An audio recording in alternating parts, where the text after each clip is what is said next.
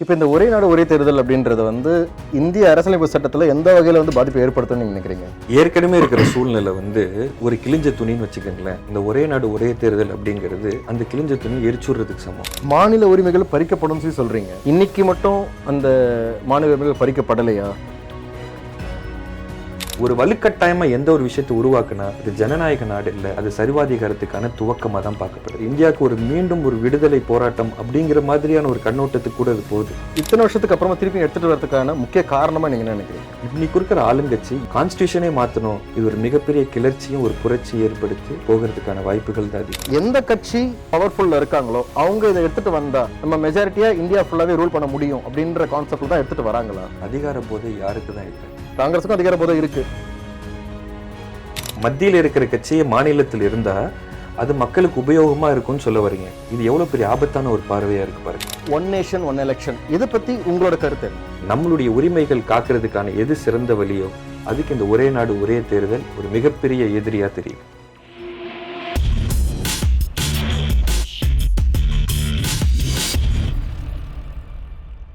Welcome to Chapler. இன்னைக்கு chatter with சாப்லர் இந்த நிகழ்ச்சியில நம்ம பேச போற டாபிக் என்னன்னு பாத்தீங்க அப்படின்னா ஒரே நாடு ஒரே தேர்தல். இந்த டாபிக்ல நம்ம யார் கூட பேச போறோம் அப்படின்னு பார்க்கும்போது நிசாமுதீன் யூனஸ், அரசியல் ஆர்வலர். வெல்கம் நிசாம். வெல்கம் சாப்லர். நிசாம், பொதுவா இந்த ஒன் நேஷன் ஒன் எலெக்ஷன் அப்படின்றத வந்து நம்ம கேட்கறதுக்கு நல்லா இருக்கு ஆக்சுவலா. பட் சில நாடுகள்ல இதை இம்ப்ளிமெண்ட் பண்ணியிருக்காங்க. இந்தியா மாதிரி ஒரு கண்ட்ரில வந்து ஜனத்தொகை அதிகமா இருக்கிற ஒரு நாட்டில் வந்து இம்ப்ளிமெண்ட் பண்ணும்போது ஏற்படுகிற சிக்கல்கள்லாம் நிறைய தான் இருக்கு. பாராளுமன்றத்தில் இந்த மசோதா வந்து தாக்கல் பண்ண போறோம் அப்படின்னு சொல்லும்போது எதிர்கட்சிகள்லாம் வந்து ரொம்ப தீவிரமா அதுக்கான ஒரு எதிர்ப்பை வந்து தெரிவிச்சிட்டு இருக்காங்க. இதை பத்தி உங்களோட கருத்து என்ன? ஒரே நாடு ஒரே தேர்தல் கேட்க ரொம்ப ஃபேன்சியா இருக்கு. ஆனா இது இந்திய ஜனநாயகத்துக்கு ஒரு மிகப்பெரிய ஆபத்தா எதிர்கட்சிகள் பார்க்குது. அதனால்தான் ஒட்டுமொத்தமா எதிர்க்கிறாங்க. அதுல சில காரணங்கள் நமக்கு நாட்டுக்கு அது ரொம்ப பாதுகாப்பானது, ரொம்ப தேவையானது, செலவுகளை குறைக்கக்கூடியது அப்படின்னு சொன்னாலுமே அதுல நிறைய பாதகங்களான செயல், ஜனநாயகம் விட்டு போயிருமோ அப்படிங்கிற அடிப்படை தான் அதுல அதிகமா இருக்கு. இது என்னுடைய முன்னோட்டமா நான் பாக்குறேன். ஆனா 1952, 57 இந்த மாதிரியான காலகட்டத்தில் ஒரே நாடு ஒரே தேர்தல் தான் நடந்தது. 2012 காங்கிரஸ் ஆட்சி நடந்துட்டு இருக்கும் போது கூட இதுக்கான ஒரு ப்ரொபோசல் காங்கிரஸ் பார்ட்டிலேருந்தே வந்து வச்சிருக்காங்க பார்லிமெண்ட்ல. ஆனா இன்னைக்கு அதை வந்து ஆளுங்கட்சியான பிஜேபி அது நடைமுறைக்கு எடுத்துட்டு வரணும் அப்படின்றப்போ ஏன் காங்கிரஸே அதை எதிர்க்குது? முன்னாடி உள்ள காலத்துல அது ரொம்ப நடக்கக்கூடிய ஒரு அமைப்பு இருந்துச்சு. அதுக்கப்புறம் அது விட்டுட்டாங்க. ஏன் விட்டாங்கன்றது ஒரு கேள்வி. அதுக்கப்புறம் 2012 திரும்ப அதை ப்ரப்போஸ் பண்ணாங்க காங்கிரஸ் அப்படின்னு. காங்கிரஸ் இப்போ உள்ள கட்சியினுடைய நிலவரப்படி பார்த்தீங்கன்னா அவங்க புதிய கருத்துக்களை உள்வாங்குறாங்க. ஒரு பழமை சார்ந்து இருக்கணும், ஒரு சர்வாதிகாரத்தை நோக்கி போகணும் அப்படிங்கிற பார்வை காங்கிரஸ்டே இன்னைக்கு இல்லை. இன்னைக்கு ராகுல் காந்தியினுடைய தலைமைக்கு அப்புறம் அது ஒரு புதிய சிந்தனை, ஒரு புதிய பார்வை, சமூக நீதி அப்படிங்கிற அடிப்படையில் செயல்படுறாங்க. அப்போ வெகுஜன மக்களுடைய பார்வை என்னவா இருக்கோ, அவங்களுடைய எண்ணம் என்னவா இருக்கோ அதை பிரதிபலிக்கிறது தான் ஒரு நாடாளுமன்றத்தினுடைய மிக முக்கியமான பொறுப்புன்னு நினைக்கிறாரு. அப்போ அவங்கள உருவாக்குற ஒரு விஷயமா இருக்கட்டும். ஒரு குறிப்பா எடுத்தீங்கன்னா நீட் எடுத்துக்கோங்க. நீட் காங்கிரஸ் தான் கொண்டு வந்துச்சு. ஆனா இன்னைக்கு அது பிஜேபி இம்ப்ளிமெண்ட் பண்ணுது. காங்கிரஸே வேணான்னு சொன்னாலுமே அதுல உள்ள நெளிவு சுழிவுகள் பார்த்தாலுமே அது இப்படிதான் இருக்கணும் அப்படிங்கிற ஒரு அமைப்பு கொண்டு வந்துருச்சு. அப்படிதான் காங்கிரஸ் இன்னைக்கு ஒரு ஜனநாயகமா இன்னும் விரிவடைஞ்சு தங்களுடைய கட்சியை எடுத்து செல்லக்கூடிய ஒரு விஷயத்தை தான் இது வலியுறுத்துது. இப்ப இந்த மாதிரி ஒரே நாடு ஒரே தேர்தல்னு சொல்லி எடுத்துட்டு வரும்போது மக்களோட மனநிலை எப்படி இருக்கும் அப்படின்றது நீங்க எதிர்பார்க்குறீங்க? மக்களுடைய மனநிலை பார்த்தா ஒரே நாள்ல எல்லாமே கிடைச்சிரும், பொதுவாகவே ஒரே நாளில் எல்லா விஷயமும் அமைஞ்சிரும் அப்படின்னு ஒரு பார்வை இருந்தாலும் இது நிறைய பாதகங்கள் அதிகமாக இருக்கிற மாதிரி ஒரு கண்ணோட்டம் இருக்கு. என்ன பொதுவாக சொல்றாங்க, செலவு கம்மியாகும் அப்படிங்கிறாங்க. அதே நேரத்தில் இன்னொரு வேற என்ன சொல்றாங்கன்னா நிறைய மேன் பவர் யூஸ் பண்றாங்க, அலுவல் வேலையெல்லாம் தள்ளி போகுது எலெக்ஷன்னால அப்படிங்கிற ஒரு அடிப்படை இருக்கு. இப்படி பல காரணங்கள் சொல்றாங்க. மக்கள் இன்னைக்கு ஒரு பூத்துல போய் நிக்கிறான் ஓட்டு போடுறதுக்கு. பெண்ண பிரதமரையும் தேர்ந்தெடுக்கணும், முதல்வரையும் தேர்ந்தெடுக்கணும், கவுன்சிலரையும் தேர்ந்தெடுக்கணும் அப்படிங்கிற ஒரு 3 அமைப்பு வரும்போது அப்போ 3 சின்னங்களை அவன் மனசுல வச்சுக்கிட்டு அவன் போய் ஓட்டு போடணுமா அப்படிங்கிற ஒரு கேள்வி உருவாகுது. அப்போ இந்த நேரத்துல ஒரு எம்பி கேண்டிடேட் பிரச்சாரம் பண்ணிக்கிட்டு இருக்கும் போது ஒரு எம்எல்ஏ கேண்டிடேட் பிரச்சாரம் பண்றான், ஒரு கவுன்சிலரும் பிரச்சாரம் பண்றான். ஒவ்வொருத்தருக்கும் ஒரு அறிக்கைகள் இருக்கும், ஒரு தேர்தல் நிலைப்பாடுகள் இருக்கும். அது அந்த பூமி சார்ந்த விஷயங்கள் இருக்கும், தேசம் சார்ந்த விஷயம் இருக்கும், வார்டு சார்ந்த விஷயங்கள் இருக்கும். இதெல்லாம் பகுத்தாய்ந்து ஒரு நிலைக்கு வர்றதுக்குன்னு ஒரு மனப்பக்குவம் இருக்கு. ஒரு குழப்பமான நிலையில இது கொண்டு போய் சேர்க்கும் அப்படிங்கிற ஒரு வாய்ப்புகள் இதுல அதிகமா இருக்கிற மாதிரி தெரியுது. நீங்க சொல்ற அந்த மனநிலை வந்து மக்களுக்கான ஒரு குழப்பமான மனநிலை இருக்குன்னு சொல்லி சொல்றீங்க. ஒரு நாடு ஃபுல்லா ஒரே நாடு ஒரே தேர்தல்ன்ற முறையில வரும்போது எல்லா மாநிலத்துக்கும் எம்எல்ஏ எலெக்ஷனும் சரி, எம்பி எலெக்ஷனும் சரி, ஒரே காலகட்டத்தில் நடத்தும் போது கிட்டத்தட்ட ஒரு 6 மாசம்ல இருந்து 7 மாசம் வரைக்கும் இந்த டைம் எக்ஸ்டெண்ட் ஆகி போகுது அப்படின்றப்போ, இந்த 6 மாசம் 7 மாசம் கருத்து கணிப்பு மூலமாவே மக்களோட மைண்ட் செட் மாறதுக்கான சான்சஸ் இருக்குல்ல. இப்ப கர்நாடகால இவங்க தான் வந்து ஆட்சி பிடிக்க போறாங்கன்னு சொல்லி ஒரு கருத்து கணிப்பு சொல்லுது. தமிழ்நாட்டுல இவங்க தான் ஆட்சி பிடிக்க போறாங்க ஒரு கருத்து கணிப்பு சொல்லுது. அப்படின்ற மாதிரி மக்களோட மைண்ட் செட் மாறாதா? கருத்து கணிப்பு அப்படிங்கிற ஒரு வார்த்தை அதுவே வந்து ஒரு கேம்பெயினுடைய ஒரு பார்ட்டாக தான் நான் பார்க்குறேன். அது ஒரு ரொம்ப ஜெனியூனான முறையில் ஒரு மீடியா, ஒரு ஜேர்னலிசம் எடுத்து செய்யக்கூடிய ஒரு தன்மையில் இல்லை. இன்னைக்குள்ள ஒரு கார்ப்பரேட் உலகத்தில் கருத்து கணிப்பு அப்படிங்கிறது கிட்டத்தட்ட ஒரு 25 நாள் ஒருத்தர் வேன் எடுத்துட்டு ஒரு பயணம் செய்கிறான்ல, ஊர் ஃபுல்லாக போய் பிரச்சாரம் பண்ணுறதுக்கு ஒரு கருத்து கணிப்புங்கிறது அதுக்கு ஈடாக இருக்குது. ஒரு பெர்செப்ஷன் லெவலில் மாற்றுறது அப்படிங்கிறது ஒரு மைண்ட் கேம். அப்போது அந்த கருத்து கணிப்பு அப்படிங்கிற அடிப்படையை நம்ம ரொம்ப நேர்கோட்டில் எடுத்துக்க முடியாது. ஒரு அரசாங்கம் சார்பாக ஒரு கருத்து கணிப்பு அப்படிங்கிறது இல்லை, எல்லாம் பிரைவேட் நடத்துது. அதை நம்ம கண்ட்ரோல் பண்ண முடியாது. ஏன்னா ஜனநாயக நாட்டில் எந்த விஷயத்த சொல்றதுக்குமே எங்களுக்கு உரிமை இருக்கு, கருத்து சுதந்திரம் இருக்கு. அப்படிங்கிற அடிப்படையில் ஒவ்வொருத்தரும் ஒரு சர்வே, யாரெல்லாம் ரிசர்ச்சர்னு நினைக்கிறாங்களோ அவங்களாம் ஒரு பேட் எடுத்துட்டு ஒரு 15 கொஸ்டின் எடுத்துட்டு போய் வாங்கிட்டு வந்துடுறாங்க. அப்போ அந்த கருத்து கணிப்புங்கிறது எல்லாரும் இன்னைக்கு அவ்வளோ சீரியஸாக எடுத்துக்கிறது இல்லை. ஆனால் பிரேக்கிங்னு போட்டு ப்ரீ போல் போஸ்ட் போல் அப்படிங்கிற ஒரு ஒரு விஷயம் இருக்கு. தெளிவு ஒரு பக்கம் இருந்தாலுமே நம்பர்ஸ் காட்டுறாங்க. ஆனால் கடந்த காலங்களில் பார்த்தா கருத்து கணிப்புகள் எல்லாம் பொய்த்து தான் போயிருக்கு. இன்னைக்கு ஒரு பிம்பத்தை தான் ஏற்படுத்துற மாதிரி சில மீடியாக்கள் உருவாக்குதே ஒழிய, இன்னைக்கு அரசியல் கட்சி வந்து ஒரு அரசியல்வாதி பங்களா வாங்குறானா, தோட்டம் வாங்குறானா, இல்லை வேற ஏதாவது சில வண்டி வாங்குறானாங்கிறத விட முதல்ல மீடியா வாங்கிடுறான். அதான் முதல் இன்வெஸ்ட்மெண்ட்டாக இருக்கு. ஸோ அதுதான் நிலவரமா இருக்கு இன்னைக்கு. அப்போ கருத்து கணிப்புகளை நம்பவே கூடாதுன்னு சொல்லி சொல்றீங்களா? ஆமாம், அது கருத்து திணிப்பா இருக்கு, அது கணிப்பா இல்லை. பல அரசியல் விமர்சகர்கள் சொல்லக்கூடிய விஷயங்கள் என்ன அப்படின்னா, ஒரு மாநிலத்தில் நடக்கிற தேர்தல் வந்து அந்த கருத்து கணிப்பை பேஸ் பண்ணி தான் அடுத்த மாநிலத்தோட தேர்தலே வந்து நிச்சயிக்குது அப்படின்னு சொல்லி சொல்றாங்க. கருத்து கணிப்பை பேஸ் பண்ணி இல்லை, அந்த ரிசல்ட்டை பேஸ் பண்ணி. கருத்து கணிப்பு அன்னைக்கு மீடியாவுக்கு ஒரு தீனி, மக்கள் கேட்கறதுக்கு ஒரு செய்தி, நாளிதழுக்கு ஒரு 2-3 பக்கத்துக்கு ஒரு நம்பர்ஸ். ஆனால் அது பேஸ் பண்ணி போஸ்ட் போலிங் இருக்குல்ல, அதில் வரக்கூடிய நம்பர்ஸ் தான். இன்னைக்கு யூஎஸ் எலெக்ஷன் எடுத்துக்கோங்களேன், கமலா ஹாரிஸ் தான் எல்லாரும் சொல்லிட்டு இருந்தாங்க. உடஞ்சா இல்லையா? குளோபல் லெவலில் நம்ம பார்க்கக்கூடிய யூஎஸ்லேயே ட்ரம்ப் வந்துட்டார். முந்தோரி ஆட்சியில் அவர் இப்படி பண்ணாருங்க அப்படி பண்ணாருங்க. ஆனால் ஒரு முக்கியமான சில பிரச்சனைகள் எடுத்து வைக்கும் போது கருத்து கணிப்புக்கெல்லாம் முன்னாடி வந்து நிற்கிறதே இல்லை. இன்னைக்கு ரிசர்ச் ஆஸ்பெக்டில் ஒரு ரேண்டம் சர்வே, ஒரு ஸ்னோபால் டெக்னிக், இந்த மாதிரி பலவிதமான ஒரு அமைப்பு ரீதியாக சர்வே எடுக்கிறாங்க. அதுலேயே நிறைய பயஸ்டு இருக்கு. அதை வந்து ஒரு ஒருமித்த கருத்தாக எடுத்துக்க முடியாது. அதனால இன்னைக்கு மக்கள் அதுவும் வந்து ஒரு போலித்தனமானது தான் அப்படிங்கிற ஒரு சிந்தனைக்கு வந்துட்டாங்க. இப்போ நீங்கள் அமெரிக்கா உதாரணம் சொன்னதால் அமெரிக்காவே நானும் உதாரணத்துக்கு எடுத்துக்கிறேன். அமெரிக்காவில் ஒரே நாடு ஒரே தேர்தல் அப்படின்றது தான் வந்து இன்னைக்கு வரைக்கும் நடைமுறையில் இருந்துட்டு இருக்கு. அவங்க சொந்த வாங்கினதுலேருந்து கிட்டத்தட்ட ஒரு 300 ஆண்டுகளாக அப்படி தான் நடந்துட்டு இருக்கு. இந்தியாவில் அதே மாதிரி வந்து ஒரே நாடு ஒரே தேர்தல்னு சொல்லி எடுத்துட்டு வரும்போது இதில் இருக்கிற பாதகங்கள் என்ன, நல்லதுகள் என்ன, நல்ல விஷயங்கள் என்ன? அமெரிக்காவுடைய மக்கள் தொகைக்கும் இந்தியாவோட மக்கள் தொகைக்கும் ஒரு பெரிய வித்தியாசம் இருக்கு. அந்த ரீதியில் பார்க்கும்போது ஒன்று, அது நீங்கள் முன்னுரையிலே சொன்னீங்க அதனுடைய பிரச்சனைகள் இருக்குன்னு. ரெண்டாவது என்னன்னு பார்த்தீங்கன்னா, அங்கே இருக்கக்கூடிய ஜனநாயக முறை, ஒரு 2 அதிபர்களும் ஒரே மேடையில் நின்று என்ன செய்வாங்க அப்படிங்கிறது விவாதிச்சுப்பாங்க. அந்த நிலை நம்ம ஊரில் இருக்கா? ஒரு பேட்டி இது வரைக்கும் 10 வருஷம் ஆட்சி, 14 வருஷம் ஆட்சியில் வந்து மீடியாவை சந்திச்சதில்லை. நாடாளுமன்றத்தில் பேசும்போது கூட அவங்க குறிப்பிட்ட நேரத்தில் பேசுவாங்க, எதிர்கட்சி பேசும்போது அதிகமான நேரத்தில் இருக்கிறது இல்லை. ஒரு ஜனநாயகமாக 2 பேர் நின்று பேசுறதுன்னு இல்லை. எதுவாக இருந்தாலும் ஒரு லாபி அப்படிங்கிற ஆஸ்பெக்டில் தான் இந்தியன் பாலிடிக்ஸ் இருக்கு. மத்திய அரசுன்னு, ஒன்றிய அரசுன்னு இல்லை, மாநில அரசும் சரி. அப்போ ஒரு ஆரோக்கியத்தன்மை இல்லாத ஒரு நிலையில இன்னும் நம்ம எவால்வ் ஆக வேண்டியது இருக்கு.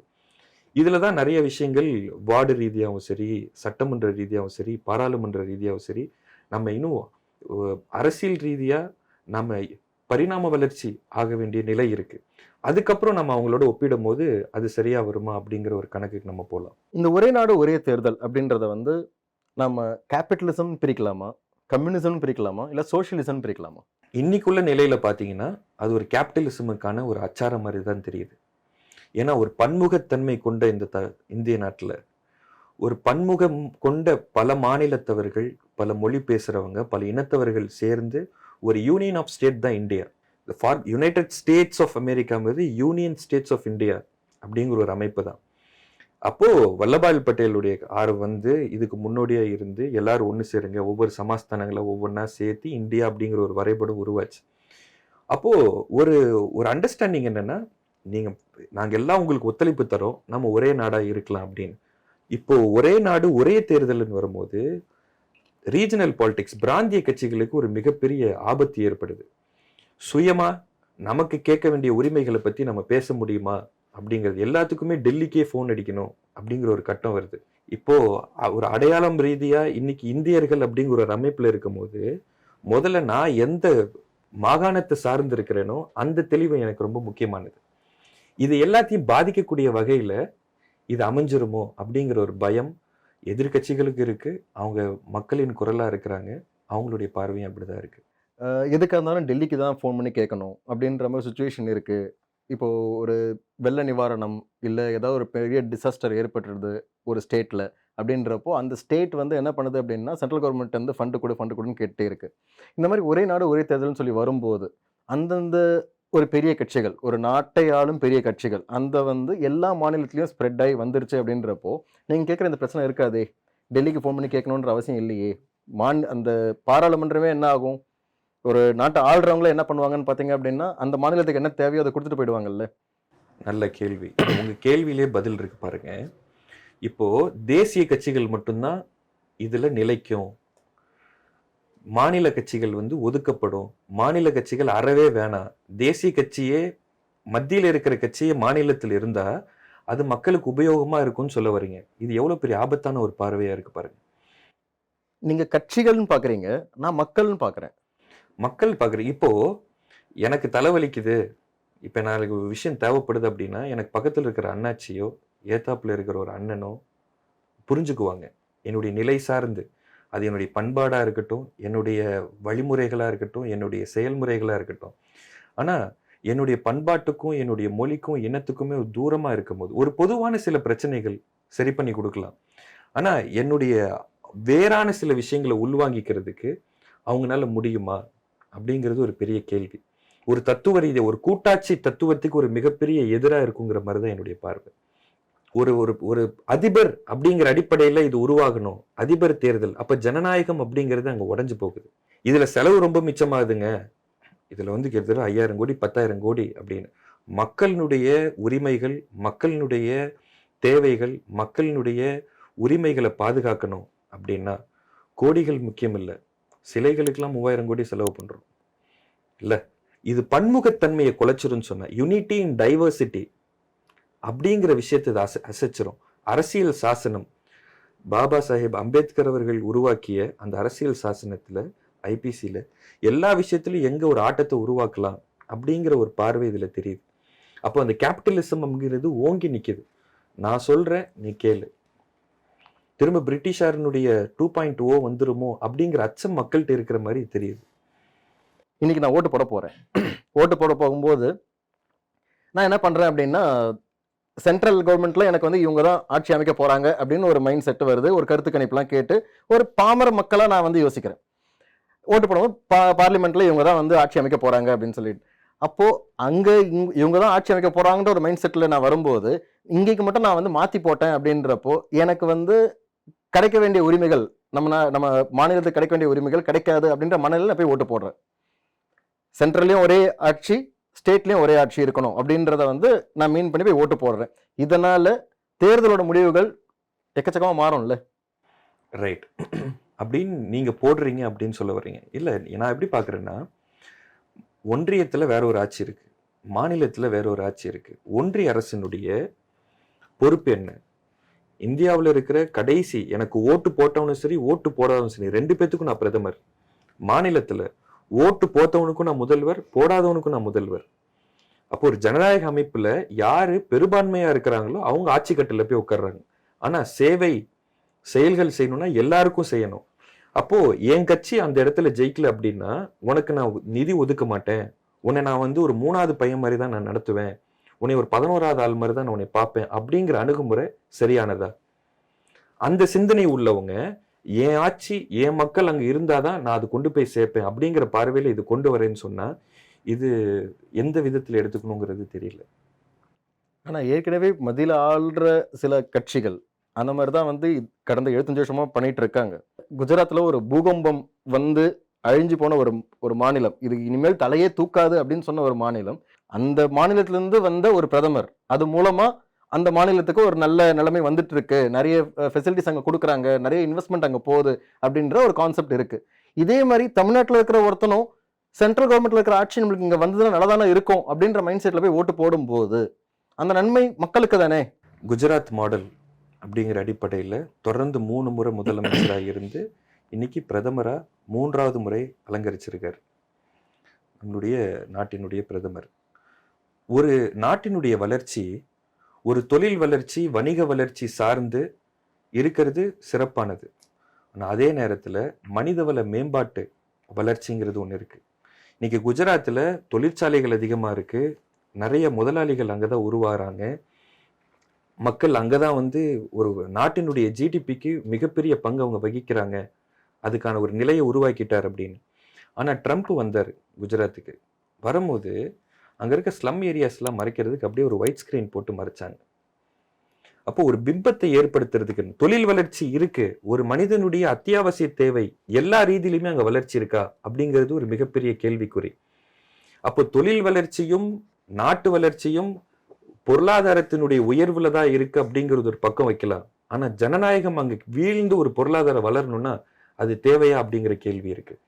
இப்போ இந்த ஒரே நாடு ஒரே தேர்தல் அப்படின்னு சொல்லி வரும்போது எத்தனை மாசத்துல இந்த எலெக்ஷன் முடியும் அப்படின்னு நீங்க எதிர்பார்க்குறீங்க? பொதுவாகவே இன்னைக்கு ஒரு தேர்தல் சாதாரணமா பிரிச்சு நடத்தும் போதே 7 கட்டம் 11 கட்டம் நடத்துறாங்க இல்ல. அப்படி ஒரு கட்டம் நடக்கும்போது ஒரு நாடு ஒரு தேர்தல் அப்படின்னா இன்னும் எத்தனையோ கட்டங்கள் போகும்.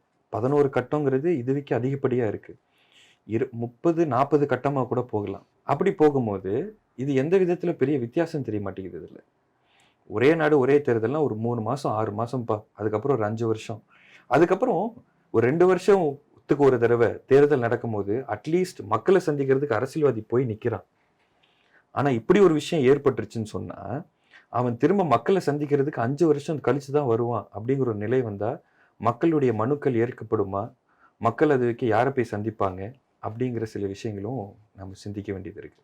இப்போ நீங்க சொன்ன மாதிரி வந்து ஒரு 30 கட்டங்களாவோ 40 கட்டங்களாவோ இந்த தேர்தல் நடக்குது அப்படின்றப்போ மக்களுக்கான ஒரு நலத்திட்டங்கள், அந்த மக்கள் நலத்திட்டங்கள் எதையுமே என்ன பண்ண முடியாது அப்படின்னா ஒரு அரசாங்கத்தால வந்து செயல்படுத்த முடியாது அந்த எலெக்ஷன் முடிகிற வரைக்கும். ஆமா, இதுக்கு உங்களோட கருத்து? ஆமா, ஒரு 7 மாசம் ஸ்தம்பிச்சு போய் நிற்கும், எதுவுமே செய்யக்கூடாது அப்படின்றத உங்க கேள்வியிலே பதில் இருக்கு. அப்போ ஒரு மாதம் 1.5 மாத காலம் 2 மாத காலம் அப்படின்னு வரும்போது மக்கள் அதை மேனேஜ் பண்ணிக்கலாம். இதெல்லாம் தான் அதுல இருக்கிற கிளாஸ். அப்போ இது 7 மாத காலங்கள் அப்படியே இருக்கும்போது யாருமே எந்த மாநிலத்திலுமே யாருமே அவங்கவுங்க நலத்திட்டங்களை வழங்காம மக்கள் அப்படியே இருக்கணுமா? அன்னைக்கு யாரும் பொறுப்பேற்றுக்க மாட்டாங்களா? எலெக்ஷன் கமிஷன் தான் அது வரைக்கும் பொறுப்பா? இப்போ 7 மாத காலங்கள் எலெக்ஷன் கமிஷனுடைய ஆட்சி நடக்குமா? இப்படி பல கேள்விகள் ஏற்படுது. ஏன்னா 140 கோடி பேர் இருக்கும். ஸோ இந்த சிக்கலுக்கெல்லாம் ஒரு சரியான பதில் வந்து ஆளுங்கட்சிட்டு வந்து இல்லாததுனால தான் இன்னும் இது விவாத பொருளாவே இருக்கு. இந்த மாதிரி தேசிய கட்சிகள் மட்டும்தான் இந்த மாதிரி ஒரே நாடு ஒரே தேர்தலில் வந்து வளரும், மாநில கட்சிகள் வந்து அடியோடு ஒழிஞ்சு போயிடும் அப்படின்ற ஒரு ஆபத்து இருக்கு அப்படின்னு பத்தி சொன்னீங்க. அதை பத்தி இன்னும் கொஞ்சம் தெளிவா சொன்னா நல்லா இருக்கும். இல்லை, இப்போ டெல்லியில ஒரு ஆட்சி இதுதான் நிறுவ போகுது அப்படிங்கிறது தான் வந்து ஒரே நாடு ஒரே தேர்தல் அப்படிங்கிறது. அப்போ எப்படி ட்ரம்ப்பை நோக்கி ட்ரம்ப் வரணும்னா இங்கே நம்ம ஓட்டு போடணும், கமலா ஹாரிஸ் வரணும்னா இங்கே நம்ம ஓட்டு போடணும்னு எப்படி யுனைடெட் ஸ்டேட்ஸில் போகுதோ அந்த விஷயத்தை இந்தியாலையும் உருவாக்கணும்னு நினைக்கிறாங்க. அது நமக்கு பொருந்தாது எந்த விதத்திலையுமே. நமக்குன்னு ஒரு இறையாண்மை இருக்கு, ஒவ்வொரு மாநிலத்துக்கும் ஒரு இறையாண்மை இருக்கு, அது காக்கப்படணும். நாம 75 வருஷத்துக்கு முன்னாடி எந்த ஒப்பந்தத்துல ஒன்று சேர்ந்தோமோ அது தொடர்ச்சியா எடுத்துட்டு போகணும். திடீர் நடுவில் நம்ம கிட்ட டெக்னாலஜி வந்துருச்சு, நம்ம பொருளாதாரத்தை வளர்ச்சி வந்துருச்சு அப்படிங்கிறதுனால மக்களுடைய ஜனநாயகத்தை நம்ம பிடுங்கி வச்சுக்கணுங்கிற அவசியம் இல்லை. சில நேரங்கள்ல என் வீட்டு பிரச்சனையை நான் பேசினாதான் தெரியும், அந்த மாதிரிதான் மாநில உரிமைகள். அப்போ மாநில கட்சிகளுக்கு நீங்க என்ன அங்க போக போறீங்க, உங்களுக்கு இங்க மட்டும்தானே சக்தி அப்படிங்கிற மாதிரி இருக்கும்போது மாநில சுயாட்சியும் கேள்விக்கு வருது. அண்ணாவினுடைய முழக்கம் வந்து மாநிலத்தில் சுயாட்சி, மத்தியில் கூட்டாட்சி. இப்ப கூட்டாட்சினா எல்லாரும் ஒண்ணு சேர்ந்து, மத்திய அரசுன்னு சொல்லி ஒண்ணு தனியா இல்லவே இல்லை. எல்லா மாநிலங்கள் சேர்ந்தாதான் மத்திய அரசுன்னு ஒண்ணு இருக்கு. அவங்களுக்கு ஒரு இருப்பிடமே கிடையாது. டெல்லியில இருக்கிறாங்கன்னா டெல்லியே ஒரு தனி மாநிலம், ஒரு யூனியன் டெரிட்டரியில தான் வருது. அங்கேயும் அங்க ஒரு வேற ஒரு நிலைப்பாடு இருக்கு. அங்கதான் இருக்கிறாங்க, அங்க ஆம் ஆத்மி வந்து நிக்குது. சோ இது ஒரு ஒரு ஒரு புதிரா இருக்கே அப்படிங்கும் போது இது ஒண்ணு சேர்ந்து செயல்படக்கூடிய ஒரு விஷயமா தான் இது போகும் அப்படிங்கிற பார்வையில் தான் நம்ம பார்க்க முடியுது. ஸோ ஆரம்பத்துல இருந்த இந்த ஒரே நாடு ஒரே தேர்தல்ன்ற ஒரு விஷயத்த வந்து இத்தனை வருஷத்துக்கு அப்புறமா திருப்பி எடுத்துட்டு வரதுக்கான முக்கிய காரணமா நீங்க என்ன நினைக்கிறீங்க? திசை திருப்பல். ஏதாவது ஒரு பிரச்சனை அதை பத்தி கேட்கறாங்க. இப்ப சமீபமா நடந்துட்டு இருக்கிற விஷயம் என்ன? சர்வதேச குற்றவாளின்னு சொல்லிட்டு அதானியை வந்து குறிச்சிருக்கிறாங்க. அதை பத்தி நாடாளுமன்றத்துல யாரு ரொம்ப நெருக்கமா ஆளுங்கட்சியோட இருக்க ஒரு தொழிலதிபர் அப்படிங்கிற ஒரு அடிப்படையில நீங்க எந்த குஜராத் மாடல் சொன்னீங்களோ அங்கிருந்து உருவான ஒரு அமைப்பு. அவர் ஜிடிபிக்கு நிறைய கான்ட்ரிபியூட் பண்ணியிருக்காரு, நாட்டுக்கு அவர் நிறைய திட்டங்களை கொண்டு வராருன்னு ஒரு சர்வதேச குற்றவாளி அப்படிங்கிற ரீதியில ஒரு கேள்வி இருக்கு. அதுக்கு ஆளுங்கட்சிக்கு எந்த அளவுக்கு தொடர்பு இருக்கு அப்படிங்கிற ஒரு கேள்வியை பாராளுமன்றத்தில் எழுப்பும் போது, இதை பத்தி பேச தட்டி கழிக்கும் போது, ஏற்கனவே விற்பனை ஆகாத ஒரு எதிர்ப்புக்கு உள்ளான ஒரு சென்சிட்டிவான ஒரு விஷயத்தை எடுத்துட்டு வரும்போது ஒரு டைவர்ஷனை கிரியேட் பண்ணலாம் அப்படிங்கிறதுக்கான ஒரு காரணமா இருக்கலாம். எந்த ஒரு விஷயமும் ரொம்ப சுலபமா ஏற்றிட்டாங்கன்னு வைங்களேன், அந்த இடத்துல ஒரு சந்தேக பார்வை நிச்சயமா வரும். கருத்து கேட்காம சர்வாதிகாரத்தனத்தோட ஒரு விஷயத்தை ஒருத்தவங்க செயல்படுத்துறாங்கன்னு சொன்னா அது எந்த விதத்துல மக்களுக்கு பிரயோஜனமானது, ஒரு எதிர்காலத்துல ரொம்ப தூரமான விஷயங்களுக்கு அது நமக்கு பலன் தரக்கூடியது அப்படிங்கிறது நம்ம சிந்திக்கணும். ஒரே நாடு ஒரே தேர்தல், அது மூலமா ஒரு ஆட்சி அமையுது. அந்த ஆட்சி அமையும் போது மக்களுக்கான சலுகைகள், அந்த மாநில அரசோட உரிமைகள், இதை பத்தின ஒரு தெளிவு எப்படி இருக்கும்னு எதிர்பார்க்குறீங்க? நான் கற்பனைக்கு போய் பதில் சொல்லணுமான்னு நான் நினைக்கிறேன். பீகாரை யோசிச்சு பாருங்க, மணிப்பூரை யோசிச்சு பாருங்க, ஹிமாச்சல் பிரதேசை யோசிச்சு பாருங்க. இன்னைக்கும் அங்கிருந்து வடநாட்டுல இருந்து நம்ம ஊருக்கு வராங்க. நாம இதை சிந்திக்கிறதுக்கும் உள்வாங்கிறதுக்கும் நமக்கு இருக்கிற சக்தி இருக்கு. நாம இந்த மாதிரி உரையாடுறோம், விவாதிக்கிறோம். ஆனா இதை பத்தி இது விவாதம் பண்ணலாமா, உரையாடலாமாங்கிற சிந்தனை கூட பல மாநிலத்துல இல்லை. அப்படின்னு பார்க்கும்போது இது கற்பனை கூட பண்ணி பார்க்க முடியல. ஒரு சிதைவு ஏற்படும். திரும்ப ரெண்டாவதா இந்தியாவுக்கு ஒரு மீண்டும் ஒரு விடுதலை போராட்டம் அப்படிங்கிற மாதிரியான ஒரு கண்ணோட்டத்துக்கு கூட அது போகுது.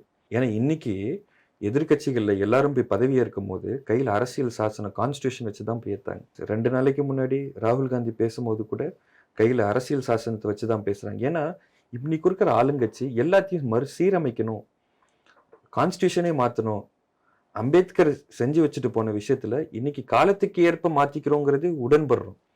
ஆனா மொத்தமாவே மாத்திரம் ஹிஸ்டாரிக்கல் பேஸுங்கிற ஒரு அஜெண்டாவை பேஸ் பண்ணி மூவ் ஆகும்போது இது ஒரு மிகப்பெரிய கிளர்ச்சியும் ஒரு புரட்சி ஏற்படுத்தி போகிறதுக்கான வாய்ப்புகள் தான் அதிகம். மாநில உரிமைகள் பறிக்கப்படும் சொல்றீங்க. இன்னைக்கு மட்டும் அந்த மாநில உரிமைகள் பறிக்கப்படலையா? அப்போ ஒரே நாடு ஒரே தேர்தல் வரும்போது இதுக்கான ஒரு சில தீர்வுகள் கிடைக்கலாம்ல? மாநிலத்தினுடைய உரிமைகள் இப்பவே பறிக்கப்பட்டுட்டு தானே இருக்கு. அப்படின்னு பறிக்கப்பட்டாலுமே பறிக்கிறீங்கன்ற விஷயம் நமக்கு தெரியுது இல்ல, அது குரல் எழுப்பும் போது தானே தெரியுது. ஆனா தேசிய கட்சி உள்ள வந்துருச்சு, ஒரே 2 கட்சியினுடைய ஆட்சி உள்ள வந்துருச்சுன்னா என்ன நடக்குதுங்கிற தெளிவு நமக்கு இருக்குமாங்கிறது கேள்வி. இந்த மாதிரி நம்ம உட்கார்ந்து பேசிட்டு இருப்போமாங்கிறதே ஒரு கேள்வி. எனக்கு கொடுக்க வேண்டியது கொடுக்கல அப்படின்னு கணக்கு வழக்கு கேட்கறதுக்கு ஒரு பிராந்திய கட்சி கேட்குது.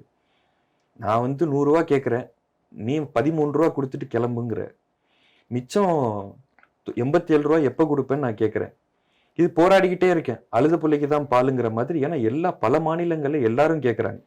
நாம கொடுக்கிற வரி விகிதம் ரொம்ப அதிகம், ஆனா நமக்கு ரிட்டர்ன் வருது ரொம்ப கம்மி.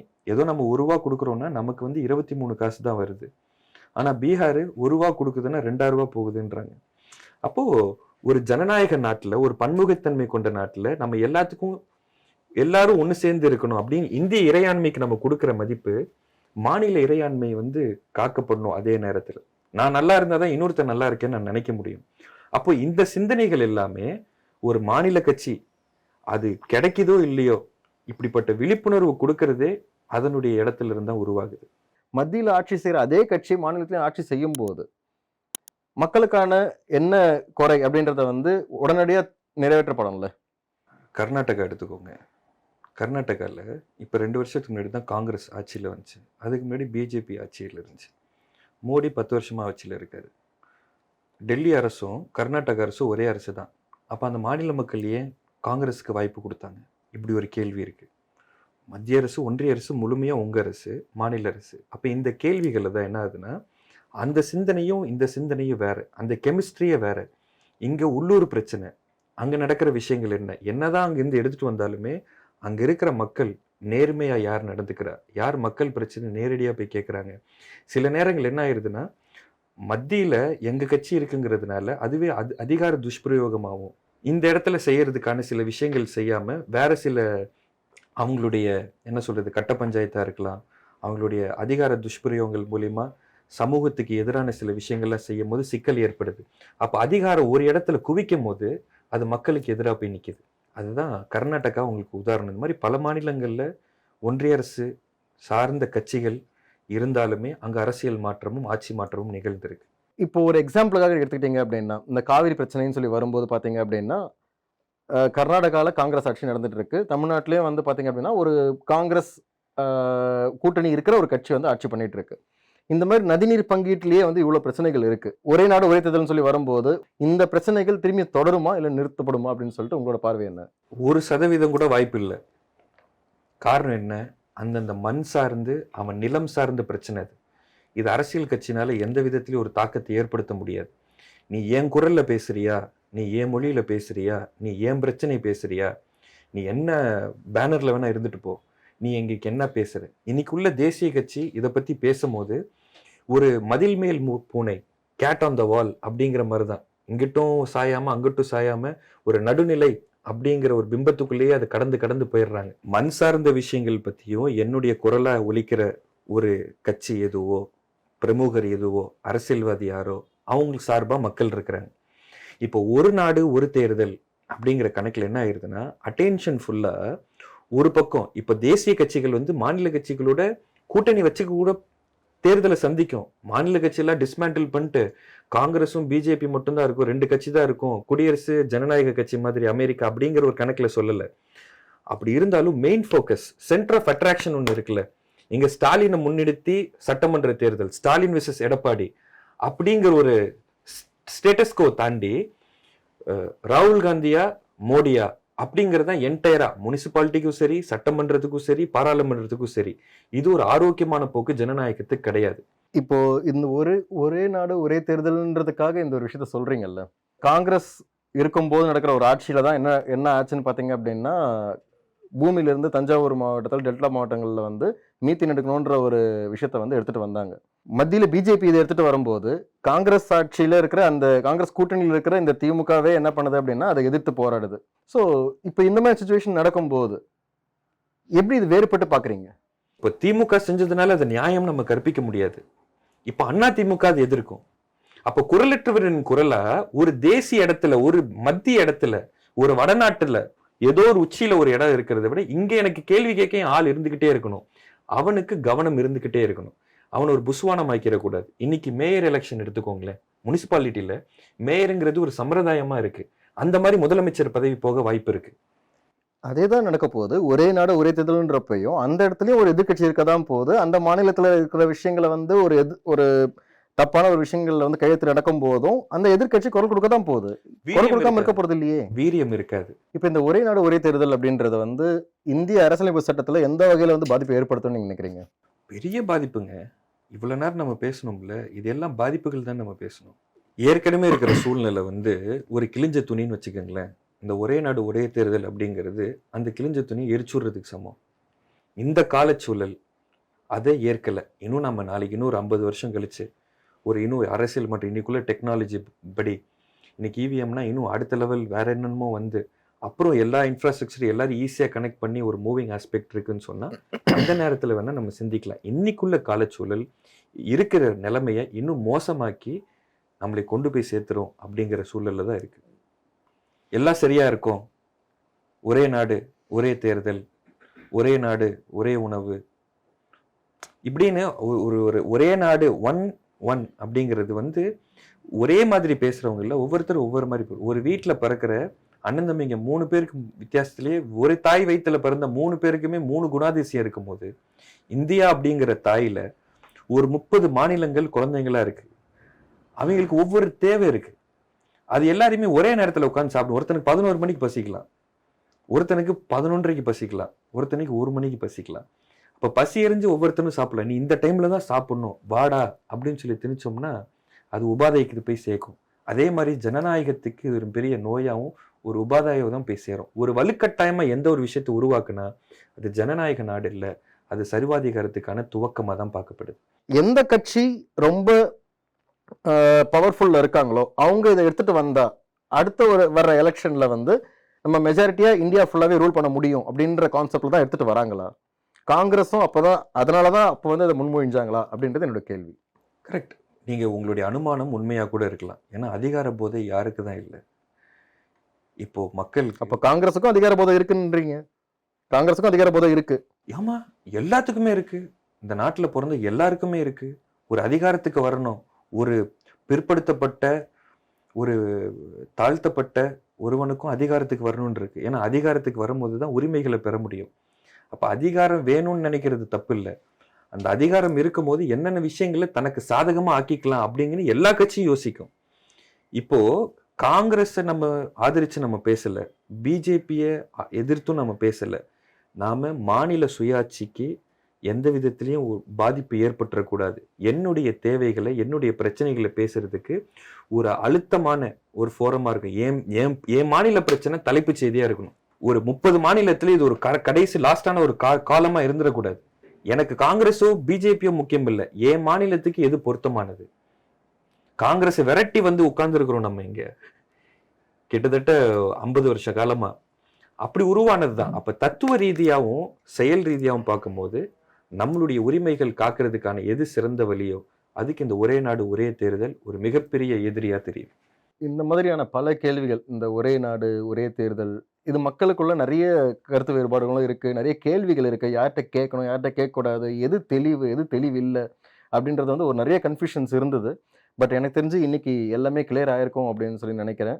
My sincere thanks to Nizam. திரும்ப இதே மாதிரி ஒரு சந்தர்ப்பத்தில் அரசியல் சம்பந்தப்பட்ட பல கேள்விகளுக்கு நீங்கள் பதில் சொல்லணும் அப்படின்னு சொல்லி கேட்டுக்கிறேன். நிச்சயமா ரொம்ப சந்தோஷம். எனக்கு first of all chatter with சாப்லரில் இதனுடைய முதல் தொகுதின்னு நினைக்கிறேன். நான் முதல் ஆரம்பத்திலே நம்மளை நீங்கள் அழைச்சி பேசினதில் ரொம்ப சந்தோஷம். எனக்கும் நிறைய விஷயங்கள் இந்த மாதிரி இன்னும் என்னென்ன பார்வைகளை நம்ம யோசிக்கணும் அப்படிங்கிற ஒரு தெளிவு ஏற்படுத்தி கொடுத்துச்சு.